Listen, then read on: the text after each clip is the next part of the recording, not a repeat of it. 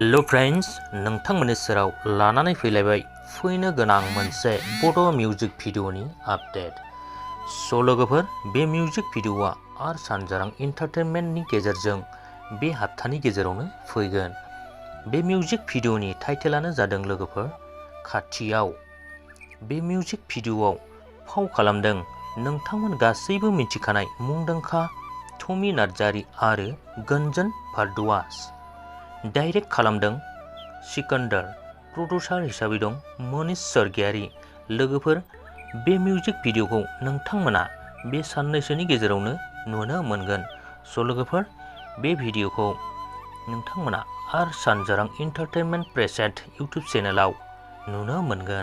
स' लोगोफोर, आंनि भिडिअखौ नोंथांमोना जुदि मोजां मोनोब्ला लाइक खालामदो, लोगोसे चेनेलखौ साबस्क्राइब खालामनानै गालांदो। लोगोफोर, दिनैनि आपडेटआ बेखिनियानोमोन। Thank you.